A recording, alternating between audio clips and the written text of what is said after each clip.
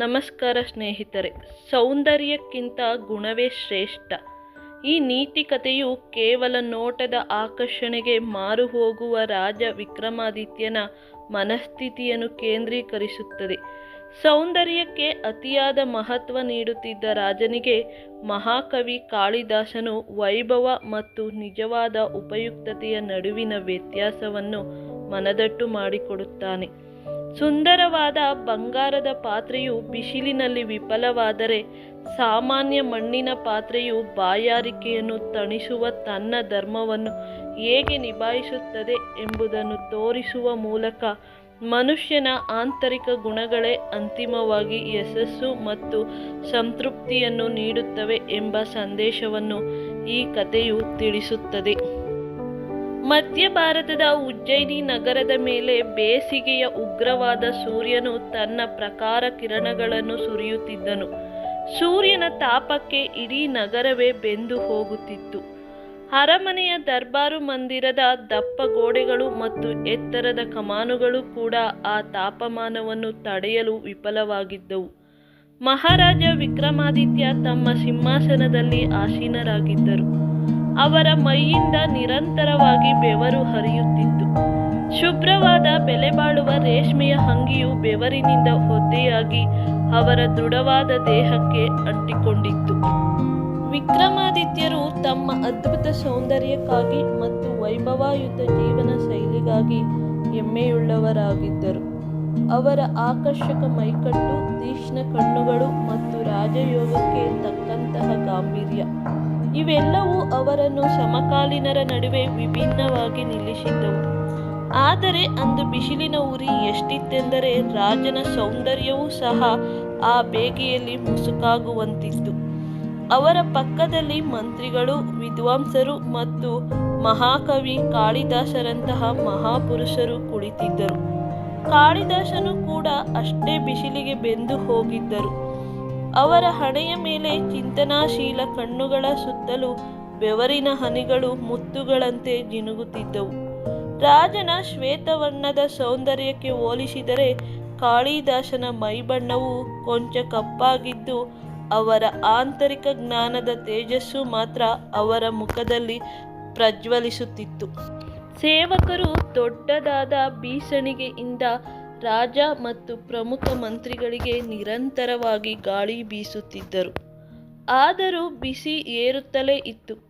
ಆ ಸಮಯದಲ್ಲಿ ರಾಜ ವಿಕ್ರಮಾದಿತ್ಯನ ಕಣ್ಣುಗಳು ಕಾಳಿದಾಸನ ಮೇಲೆ ಹೋದವು. ಬೆವರಿನಿಂದ ಪೀಡಿತರಾಗಿದ್ದರೂ ಕಾಳಿದಾಸನ ಮುಖದಲ್ಲಿ ಅಸಹನೆ ಅಥವಾ ಬಳಲಿಕೆಯ ಲೇಸವೂ ಇರಲಿಲ್ಲ. ಅವರು ಯಾವುದೋ ಗಹನ ವಿಚಾರದಲ್ಲಿ ಮುಳುಗಿದಂತೆ ಶಾಂತವಾಗಿದ್ದರು. ರಾಜ ವಿಕ್ರಮಾದಿತ್ಯನು ತನ್ನ ದೇಹಕ್ಕೆ ಅಂಟಿಕೊಂಡಿದ್ದ ರೇಷ್ಮೆಯ ವಸ್ತ್ರವನ್ನು ಸರಿಪಡಿಸಿಕೊಳ್ಳುತ್ತಾ ತನ್ನ ಸುಂದರವಾದ ಮುಖವನ್ನು ಒರೆಸಿಕೊಂಡು ಒಂದು ಕ್ಷಣ ಕಾಲ ತನ್ನದೇ ಸೌಂದರ್ಯವನ್ನು ಮನಸ್ಸಿನಲ್ಲಿ ನೆನೆಯುತ್ತಾ ಮೆಲ್ಲನೆ ನಕ್ಕನು. ಆ ನಗೆಯಲ್ಲಿ ಕೊಂಚ ವ್ಯಂಗ್ಯವಿತ್ತು. ಮಹಾಕವಿಗಳೇ, ರಾಜನು ತನ್ನ ಧ್ವನಿಯಲ್ಲಿ ನುಡಿದರು, ಈ ಉಗ್ರ ಬೇಸಿಗೆಯ ತಾಪಕ್ಕೆ ನೀವು ಇಬ್ಬರೂ ಬೆವರಿನಿಂದ ಬಳಲುತ್ತಿದ್ದೇವೆ. ಆದರೆ ನಮ್ಮ ನಡುವಿನ ವ್ಯತ್ಯಾಸ ನಿಮಗೆ ಅರಿವಿದೆಯಷ್ಟೇ. ಕಾಳಿದಾಸನು ತನ್ನ ಶಾಂತವಾದ ಕಣ್ಣುಗಳಿಂದ ರಾಜನನ್ನು ನೋಡಿದರು. ಆ ಕಣ್ಣುಗಳಲ್ಲಿ ಯಾವುದೇ ತರಹದ ಪ್ರತಿಕ್ರಿಯೆ ಇರಲಿಲ್ಲ. ಹೌದು ಮಹಾರಾಜರೇ, ಬೇಸಿಗೆಯು ಎಲ್ಲರಿಗೂ ಸಮಾನವಾಗಿಯೇ ತನ್ನ ತಾಪವನ್ನು ನೀಡುತ್ತಿದೆ. ಬಹುಶಃ ನೀವು ನಮ್ಮ ನಡುವಿನ ದೈಹಿಕ ವ್ಯತ್ಯಾಸದ ಬಗ್ಗೆ ಹೇಳುತ್ತಿದ್ದೀರೆಂದು ಭಾವಿಸುತ್ತೇನೆ. ಕಾಳಿದಾಸನು ವಿನಮ್ರವಾಗಿ ಉತ್ತರಿಸಿದರು. ರಾಜನು ಸ್ವಲ್ಪ ಹೆಚ್ಚು ಉತ್ಸಾಹದಿಂದ ಮುಂದುವರೆದನು. ನೀವು ಸತ್ಯವನ್ನೇ ನುಡಿದಿದ್ದೀರಿ. ನೀವೊಬ್ಬ ದೊಡ್ಡ ವಿದ್ವಾಂಸರು. ನಿಮ್ಮ ಬುದ್ಧಿಶಕ್ತಿ ಅದ್ಭುತ. ನಿಮ್ಮ ಕಾವ್ಯ ಪ್ರತಿಭೆಗೆ ಇಡೀ ಜಗತ್ತೇ ಮಾರು ಹೋಗಿದೆ. ನೀವು ಗುಣವಂತರು ಮತ್ತು ಚತುರರು ಎಂಬುದರಲ್ಲಿ ಎರಡು ಮಾತಿಲ್ಲ. ಮಹಾಕವಿಗಳೇ, ಆದರೆ ದೇವರು ನಿಮಗೆ ಒಂದಿಷ್ಟು ಸೌಂದರ್ಯವನ್ನು ಕೊಟ್ಟಿದ್ದರೆ ಇನ್ನೂ ಚೆನ್ನಾಗಿರುತ್ತಿತ್ತು ಅಲ್ಲವೇ ಎಂದು ವ್ಯಂಗ್ಯವಾಡಿದ. ಸೌಂದರ್ಯವು ಗುಣಗಳಿಗೆ ಕಿರೀಟವಿದ್ದಂತೆ. ರಾಜನ ಮಾತಿನಲ್ಲಿ ಗರ್ವ ಮತ್ತು ವ್ಯಂಗ್ಯ ಸ್ಪಷ್ಟವಾಗಿ ಗೋಚರಿಸುತ್ತಿತ್ತು. ದರ್ಬಾರಿನಲ್ಲಿದ್ದ ಇತರರು ಅತ್ತಿತ್ತ ನೋಡುತ್ತಾ ಪರಿಸ್ಥಿತಿಗೆ ಸಂಕೀರ್ಣವಾಗುವುದನ್ನು ಗಮನಿಸಿದರು. ಮಹಾಕವಿಯ ಪ್ರತಿಭೆ ಮತ್ತು ರಾಜನ ಸೌಂದರ್ಯದ ನಡುವೆ ಒಂದು ಸೂಕ್ಷ್ಮವಾದ ಘರ್ಷಣೆ ಶುರುವಾಗಿತ್ತು. ಕಾಳಿದಾಸನಿಗೆ ರಾಜನ ಅಂತರಂಗದಲ್ಲಿರುವ ಅಹಂಕಾರದ ಅರಿವಿತ್ತು. ನೇರವಾಗಿ ರಾಜನೊಂದಿಗೆ ವಾದಿಸುವುದು ಅರಸೊತ್ತಿಗೆಯ ಮರ್ಯಾದೆಗೆ ಕುಂದು ತರುತ್ತದೆ ಎಂದು ತಿಳಿದಿದ್ದ ಅವರು ರಾಜನನ್ನು ವಿವಾದಕ್ಕೆ ಎಳೆಯಲು ಇಷ್ಟಪಡಲಿಲ್ಲ. ಬದಲಿಗೆ ಈ ಗರ್ವವನ್ನು ಶಮನಗೊಳಿಸಲು ಸೂಕ್ತವಾದ ಸಮಯ ಮತ್ತು ವಿಧಾನಕ್ಕೆ ಕಾಯಲು ನಿರ್ಧರಿಸಿದರು. ಮಹಾರಾಜರೇ, ಕಾಳಿದಾಸನು ತಲೆಬಾಗಿಸಿ ನಮಸ್ಕರಿಸಿದರು. ನೀವು ಹೇಳಿದ ಮಾತು ಸತ್ಯವಿರಬಹುದು. ಈ ವಿಷಯದ ಬಗ್ಗೆ ಚಿಂತಿಸಲು ನನಗೆ ಸ್ವಲ್ಪ ಸಮಯ ಬೇಕು. ದಯವಿಟ್ಟು ನಾಳೆ ಇದೇ ದರ್ಬಾರಿನಲ್ಲಿ ನಿಮ್ಮ ಈ ಪ್ರಶ್ನೆಗೆ ನನ್ನ ಉತ್ತರವನ್ನು ನೀಡುತ್ತೇನೆ. ರಾಜನು ನಗುತ್ತಾ, ನಾಳೆಯವರೆಗೂ ಕಾಯುತ್ತೇನೆ ಮಹಾಕವಿಗಳೇ. ನಿಮ್ಮ ಕಾವ್ಯದಂತೆ ನಾಳೆಯೇ ನಿಮ್ಮ ಉತ್ತರವು ರೋಚಕವಾಗಿರುತ್ತದೆ ಎಂದು ಭಾವಿಸಿದ್ದೇನೆ ಎಂದರು. ಕಾಳಿದಾಸನು ರಾಜನಿಗೆ ನಮಸ್ಕರಿಸಿ ದರ್ಬಾರಿನಿಂದ ಹೊರಟರು. ಹೊರಗೆ ಸುಡುತ್ತಿದ್ದ ಬಿಸಿಲು ಅವರ ಹೃದಯದಲ್ಲಿದ್ದ ಒಂದು ಸಂಕಲ್ಪಕ್ಕೆ ಇಂಧನ ತುಂಬಿತ್ತು. ರಾಜನಿಗೆ ಗುಣದ ಮಹತ್ವವೇನು ಎಂಬುದನ್ನು ಪ್ರತ್ಯಕ್ಷವಾಗಿ ಅನುಭವವಾಗುವಂತೆ ಮಾಡಬೇಕು ಎಂದು ನಿರ್ಧರಿಸಿದರು. ಅದೇ ರಾತ್ರಿ ಇಡೀ ನಗರ ಮೌನಕ್ಕೆ ಜಾರಿತ್ತು. ಆದರೆ ಕಾಳಿದಾಸನು ನಿದ್ರಿಸಲಿಲ್ಲ. ಅವರು ತಕ್ಷಣವೇ ನಗರದ ಖ್ಯಾತ ಅಕ್ಕಸಾಲಿಗನ ಮನೆಗೆ ಹೋದರು. ಓ ಅಕ್ಕಸಾಲಿಗ ಮಿತ್ರನೇ, ನನಗೆ ಒಂದು ತುರ್ತು ಕೆಲಸವಿದೆ. ನಾಳೆ ಬೆಳಗಾಗುವ ಮುನ್ನವೇ ಅತ್ಯಂತ ಪ್ರಕಾಶಮಾನವಾಗಿ ಪಳಪಳನೆ ಹೊಳೆಯುವ ಬಂಗಾರದ ಹೂಜಿಯೊಂದನ್ನು ನೀನು ತಯಾರಿಸಬೇಕು. ಅದು ಎಲ್ಲಿಲ್ಲದ ಕೆತ್ತನೆ, ನಯವಾದ ವಿನ್ಯಾಸ ಮತ್ತು ವೈಭವಯುತ ಸೌಂದರ್ಯವನ್ನು ಹೊಂದಿರಬೇಕು ಎಂದು ಕಾಳಿದಾಸನು ಆದೇಶಿಸಿದರು. ಅಕ್ಕಸಾಲಿಗನು ಅಚ್ಚರಿಗೊಂಡು, ಮಹಾಕವಿಗಳೇ, ನೀವು ಸಾಮಾನ್ಯವಾಗಿ ಸರಳ ಜೀವನ ನಡೆಸುವವರು. ಬಂಗಾರದ ಹೂಜಿಯು ಅಗತ್ಯವೇನು ಎಂದು ಕೇಳಿದ. ಪ್ರಶ್ನಿಸಬೇಡ ಮಿತ್ರನೇ, ಇದು ಮಹಾರಾಜರ ಒಂದು ರಹಸ್ಯ ಕೆಲಸ. ಇದು ನಮ್ಮಿಬ್ಬರ ನಡುವೆ ಮಾತ್ರ ಇರಲಿ. ನೀನು ನಿನ್ನ ಕೆಲಸವನ್ನು ಅತ್ಯುತ್ತಮವಾಗಿ ಮಾಡು ಎಂದು ಕಾಳಿದಾಸನು ಉತ್ತರಿಸಿದನು. ಅಕ್ಕಸಾಲಿಗನು ರಾತ್ರಿ ಇಡೀ ಕೆಲಸ ಮಾಡಿ ನಸುಕಿನ ಜಾವದಲ್ಲಿ ಕಣ್ಣು ಕುಕ್ಕುವಂತಹ, ತನ್ನ ತೀಕ್ಷ್ಣ ಪ್ರತಿಬಿಂಬವನ್ನೇ ತೋರಿಸುವಂತಹ ಅದ್ಭುತವಾದ ಬಂಗಾರದ ಹೂಜಿಯನ್ನು ಸಿದ್ಧಪಡಿಸಿದನು. ಮಾರನೇ ದಿನ ಸೂರ್ಯೋದಯಕ್ಕೂ ಮುನ್ನ ಕಾಳಿದಾಸನು ಆ ಬಂಗಾರದ ಹೂಜಿಯನ್ನು ತೆಗೆದುಕೊಂಡು ಅರಮನೆಗೆ ಹೋದರು. ರಾಜನು ಪ್ರತಿದಿನ ನೀರನ್ನು ಕುಡಿಯಲು ಬಳಸುತ್ತಿದ್ದ ಸದಾ ಮಣ್ಣಿನ ಬೂದು ಬಣ್ಣದ ಸ್ವಲ್ಪ ಒರಟು ವಿನ್ಯಾಸದ ಹೂಜಿ ಇದ್ದ ಸ್ಥಳವನ್ನು ಕಂಡುಕೊಂಡರು. ಮಣ್ಣಿನ ಹೂಜಿಯು ನೋಡಲು ಅಷ್ಟೇನು ಆಕರ್ಷಕವಾಗಿರಲಿಲ್ಲ. ಅದು ಅರಮನೆಯ ವೈಭವಕ್ಕೆ ತಕ್ಕದಾಗಿರಲಿಲ್ಲ. ಆದರೆ ಅದರ ಮಣ್ಣಿನ ಕಣಗಳಲ್ಲಿ ನೀರನ್ನು ತಂಪಾಗಿಸುವ ಅದ್ಭುತವಾದ ಗುಣವಿತ್ತು.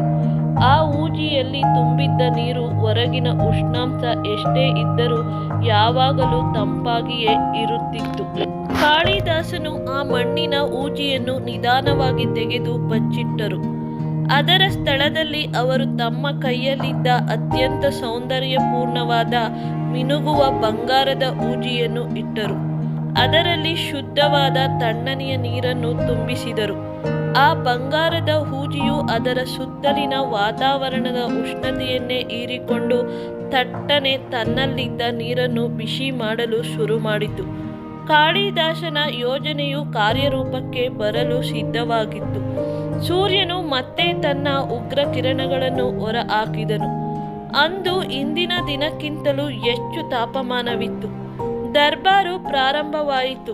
ರಾಜ ವಿಕ್ರಮಾದಿತ್ಯನು ಸಿಂಹಾಸನದಲ್ಲಿ ಕುಳಿತನು.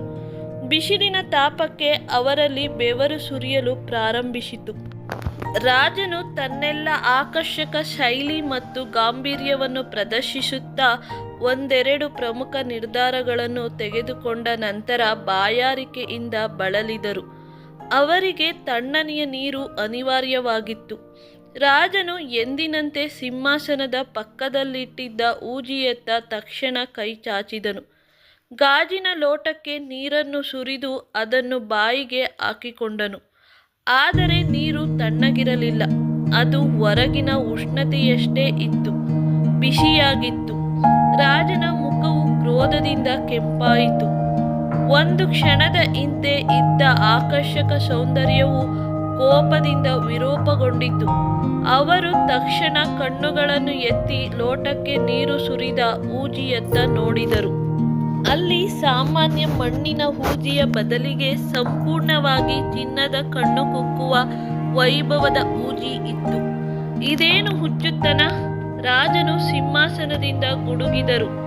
ಈ ಬಿಸಿಲಿನಲ್ಲಿ ಬಂಗಾರದ ಹೂಜಿಯಲ್ಲಿ ನೀರು ಎಲ್ಲಾದರೂ ತಣ್ಣಗಿರುತ್ತದೆಯೇನು? ಇದು ನನ್ನ ದರ್ಬಾರಲ್ಲವೇ? ಮಣ್ಣಿನ ಹೂಜಿ ಎಲ್ಲಿಗೆ ಹೋಗಿತು? ಯಾರು ಈ ವಿವೇಕವಿಲ್ಲದ ಕೆಲಸ ಮಾಡಿದ್ದು?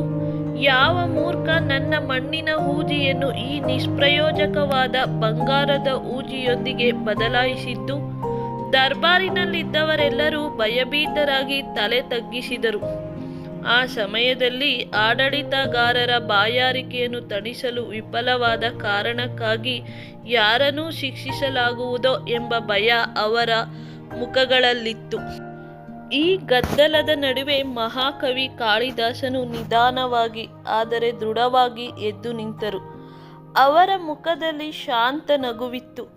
ಮಹಾರಾಜರೇ, ಕಾಳಿದಾಸನು ತಲೆ ಬಾಗಿಸಿದರೂ, ನಿಮ್ಮ ಪ್ರಕಾರ ಆ ಮೂರ್ಖ ನಾನೇ. ನಾನು ಆ ಕೆಲಸವನ್ನು ಮಾಡಿದ್ದು. ರಾಜನ ಕೋಪ ತಕ್ಷಣ ಶಾಂತವಾಯಿತು. ಕಾಳಿದಾಸನ ಉತ್ತರಕ್ಕಾಗಿ ನಿನ್ನೆ ರಾತ್ರಿಯಿಂದ ಅವರು ಕಾಯುತ್ತಿದ್ದರು. ಆದರೆ ಈ ರೀತಿಯ ಒಂದು ನಾಟಕೀಯ ಉತ್ತರವನ್ನು ಅವರು ನಿರೀಕ್ಷಿಸಿರಲಿಲ್ಲ. ನೀವೇ? ರಾಜನು ಸ್ವಲ್ಪ ಅಚ್ಚರಿಯಿಂದ ಕೇಳಿದನು. ಏಕೆ ಈ ಮೂರ್ಖತನಕ್ಕೆ ಕಾರಣವೇನು? ತಕ್ಷಣ ಕಾಳಿದಾಸ ಎದ್ದು ನಿಂತು, ಆ ಮೂರ್ಖ ನಾನೇ ಮಹಾರಾಜರೇ. ನೀವು ಎಷ್ಟಾದರೂ ಸೌಂದರ್ಯ ಪ್ರೇಮಿಗಳಲ್ಲವೇ? ಮಣ್ಣಿನ ಕುರೂಪಾದ ಹೂಜಿ ನಿಮಗೆ ಅಸಹ್ಯವಾಗಿ ಕಂಡಿತೆಂದು ನನಗನಿಸಿತು. ನೀರನ್ನು ತಂಪಾಗಿ ಮಾಡುವ ಮಹಾಗುಣ ಮಣ್ಣಿನ ಹೂಜಿಗಿದ್ದರೂ ನೀವು ಗುಣಕ್ಕಿಂತ ಸೌಂದರ್ಯಕ್ಕೇನೆ ಹೆಚ್ಚು ಮಹತ್ವ ಕೊಡುತ್ತೀರಿ ಎಂದು ತಿಳಿದಿದ್ದೆ ಎಂದ. ಕಾಳಿದಾಸನು ಮತ್ತೊಮ್ಮೆ ತಲೆಬಾಗಿಸಿ ತಮ್ಮ ವಾದವನ್ನು ಮುಗಿಸಿದರು. ಮಹಾರಾಜರೇ, ಈಗ ನೀವು ಸ್ವತಃ ಅನುಭವಿಸಿದ್ದೀರಿ. ನೋಡಲು ಸುಂದರವಿಲ್ಲದ ಕುರೂಪಾದ ಮಣ್ಣು ನಿಮ್ಮ ಬಾಯಾರಿಕೆಯನ್ನು ತಣಿಸುವ ಮಹಾನ್ ಗುಣವನ್ನು ಹೊಂದಿದೆ. ಆದರೆ ವೈಭವಪೂರ್ಣವಾದ ಸೌಂದರ್ಯದ ಬಂಗಾರವು ಆ ಕೆಲಸವನ್ನು ಮಾಡಲು ಸಂಪೂರ್ಣವಾಗಿ ಅಸಮರ್ಥವಾಗಿದೆ. ದರ್ಬಾರಿನಲ್ಲಿ ಪಿನ್ ಬಿದ್ದರೂ ಕೇಳಿಸುವಂತಹ ಮೌನ ಆವರಿಸಿತು. ರಾಜ ವಿಕ್ರಮಾದಿತ್ಯನು ಆ ಬಂಗಾರದ ಹೂಜಿಯನ್ನು ನೋಡಿದನು. ನಂತರ ಕಾಳಿದಾಸನ ಶಾಂತ ಮುಖವನ್ನು ನೋಡಿದರು ಮತ್ತು ಅಂತಿಮವಾಗಿ ತಮ್ಮ ಕೈಯಲ್ಲಿದ್ದ ಬಿಸಿಯಾದ ನೀರನ್ನು ನೋಡಿದರು. ತಮ್ಮ ಗರ್ವದ ಆಂತರಿಕ ಗುಣವನ್ನು ಕಡೆಗಣಿಸುವ ಮಾತಿನಿಂದಾಗಿ ತಾವೇ ಈಗ ಅನುಭವಿಸಬೇಕಾಯಿತು ಎಂಬುದು ಅವರಿಗೆ ಮನವರಿಕೆಯಾಯಿತು. ಅವರ ಬಾಹ್ಯ ಸೌಂದರ್ಯದ ಅಹಂಕಾರವು ಸಂಪೂರ್ಣವಾಗಿ ಮುರಿದು ಬಿತ್ತು. ತಮ್ಮ ತಪ್ಪಿನ ಅರಿವಾದ ರಾಜನು ನಾಚಿಕೆಯಿಂದ ತಲೆ ತಗ್ಗಿಸಿದರು. ಅವರ ರಾಜಮಹತ್ವದ ಗರ್ವದ ಕಿರೀಟವು ಆ ಸಮಯದಲ್ಲಿ ಇಳಿದಿತ್ತು. ತಕ್ಷಣವೇ ಸಿಂಹಾಸನದಿಂದ ಇಳಿದು ಅವರು ಕಾಳಿದಾಸನ ಬಳಿಗೆ ಬಂದರು. ಮಹಾಕವಿಗಳೇ, ರಾಜನು ವಿನಮ್ರವಾಗಿ ನುಡಿದರು. ಅವರ ಧ್ವನಿ ದುಃಖ ಮತ್ತು ಗೌರವದಿಂದ ತುಂಬಿತ್ತು. ನಿಮ್ಮ ಜಾಣ್ಮೆಯ ಉತ್ತರಕ್ಕೆ ನಾನು ತಲೆಬಾಗುತ್ತೇನೆ. ನಾನೊಬ್ಬ ಮೂರ್ಖನಂತೆ ಮಾತನಾಡಿ ನಿಮ್ಮ ಮಹಾನ್ ಗುಣಗಳನ್ನು ಮತ್ತು ಬೂದು ಬಣ್ಣದ ಮಣ್ಣಿನಂತಹ ವಸ್ತುಗಳಲ್ಲಿ ಅಡಗಿರುವ ಅನುಪಮವಾದ ಆಂತರಿಕ ಮೌಲ್ಯವನ್ನು ಕಡೆಗಣಿಸಿದ್ದೆ. ನನ್ನ ತಪ್ಪಿಗೆ ದಯವಿಟ್ಟು ನನ್ನನ್ನು ಕ್ಷಮಿಸಿ. ರಾಜನು ಆ ಕ್ಷಣದಲ್ಲಿ ತನ್ನ ವೈಭವಯುತ ಜೀವನದಲ್ಲಿ ತಾನು ಕಡೆಗಣಿಸಿದ್ದ ಸತ್ಯದ ಆಳವನ್ನು ಅರಿತುಕೊಂಡ. ಅವರ ಕಣ್ಣುಗಳಲ್ಲಿ ಹೊಸ ಗೌರವ ಮೂಡಿತ್ತು. ಅವರು ತಕ್ಷಣವೇ ಸೇವಕರಿಗೆ ಮಣ್ಣಿನ ಹೂಜಿಯನ್ನು ತೆಗೆದುಕೊಂಡು ಬನ್ನಿ ಮತ್ತು ಇಂದಿನಿಂದ ಆ ಹೂಜಿಯನ್ನು ಚಿನ್ನದ ಹೂಜಿಗಿಂತಲೂ ಹೆಚ್ಚು ಗೌರವದಿಂದ ಕಾಣಬೇಕು ಎಂದು ಆದೇಶಿಸಿದರು. ಈ ವಿಡಿಯೋ ನಿಮಗೆ ಇಷ್ಟ ಆಗಿದ್ರೆ ಲೈಕ್ ಮಾಡಿ ಮತ್ತು ನಿಮ್ಮ ಅನಿಸಿಕೆಗಳನ್ನು ಕಾಮೆಂಟ್ ಮಾಡಿ. ಇನ್ನೂ ಇಂತಹ ವಿಡಿಯೋಗಳಿಗಾಗಿ ನಮ್ಮ ಚಾನಲ್ಗೆ ಸಬ್ಸ್ಕ್ರೈಬ್ ಮಾಡಿ. Thank you.